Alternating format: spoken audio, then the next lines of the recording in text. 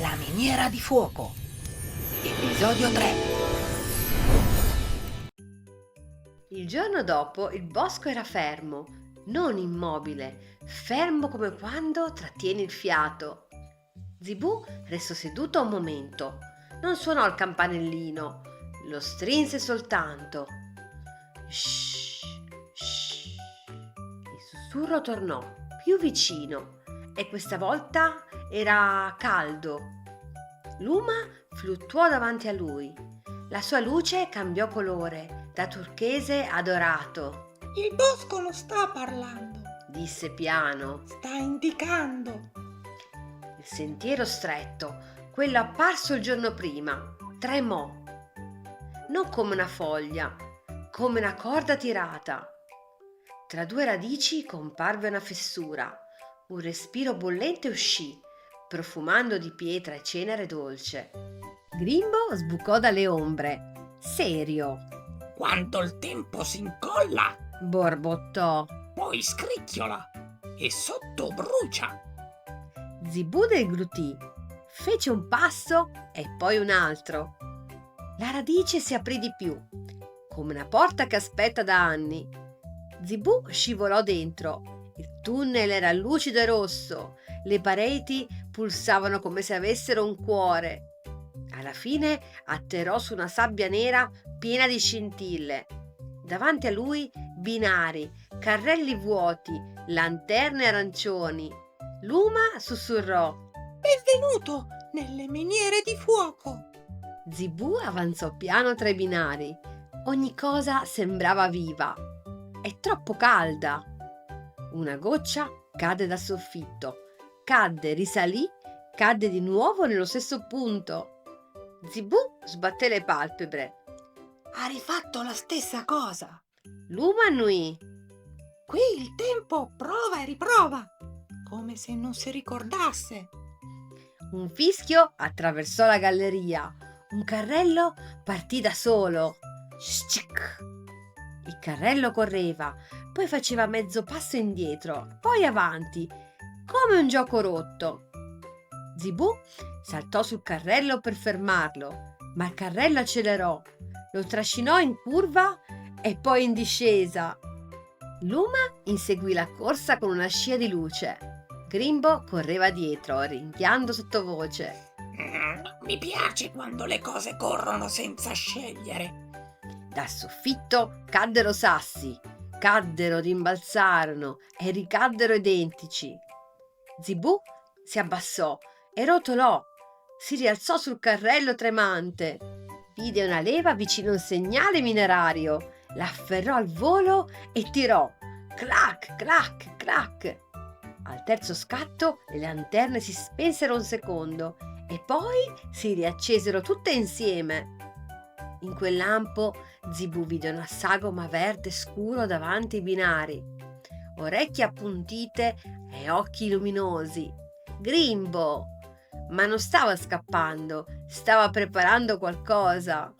Grimbo sorrise storto e tirò fuori un sacchetto di carbone lucente. Nelle miniere di fuoco, Disse. la voce delle cose si scalda Fece un passo avanti. e quando si scalda si lascia prendere. Lanciò il carbone sui binari. Tss! Le scintille si unirono, diventarono una rete elastica.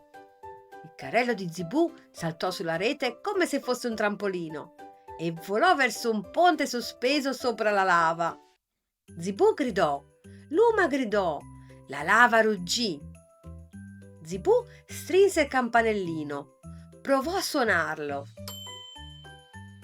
Un suono piccolo, soffocato, come sotto una coperta.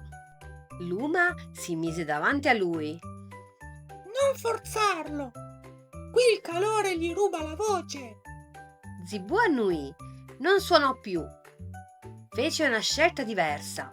Si alzò in piedi sul carrello e guardò il ponte. Un carrello vuoto arrivò di lato, come un toro.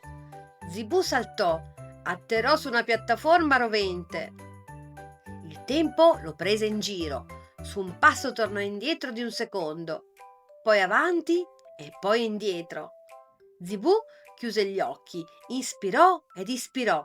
1, 2, 3. Al 3 scattò avanti e spezzò il loop. Afferrò una catena e si dondolò, evitando un altro carrello per un soffio. Dietro di lui Grimbo rise. Vedi?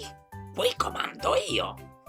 Luma indicò un tunnel laterale, Zibù ci si infilò e Grimbo lo seguì più vicino.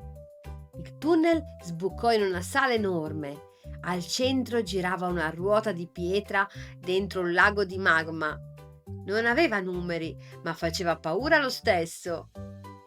Ogni giro faceva vibrare l'aria, tic-tac, come un battito stanco.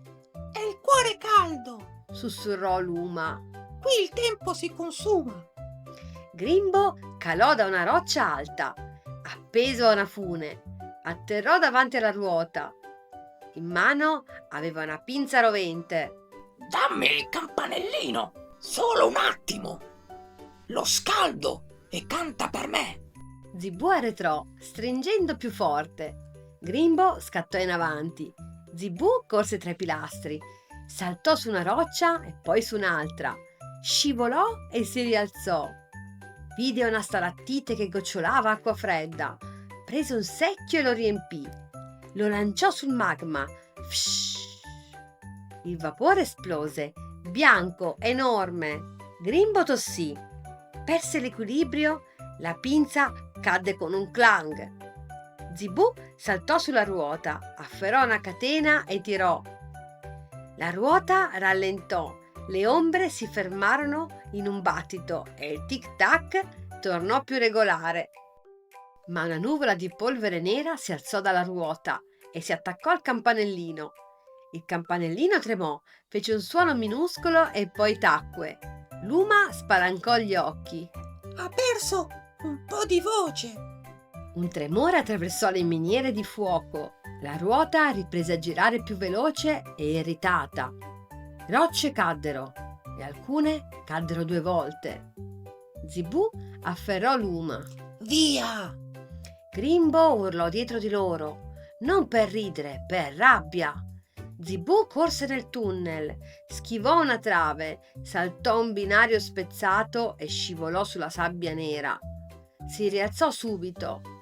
Trovarono un carrello fermo e Zibù lo spinse, saltò sopra e usò la coda come timone.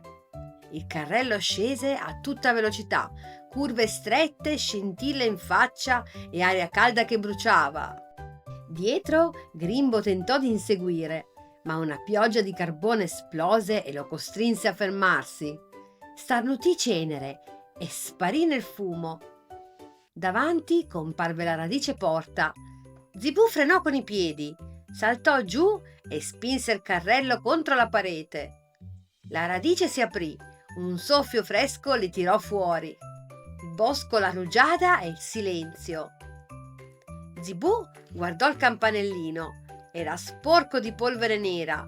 Lo pulì sul muschio e lo scosse. Niente, solo un tremito come se fosse stanco.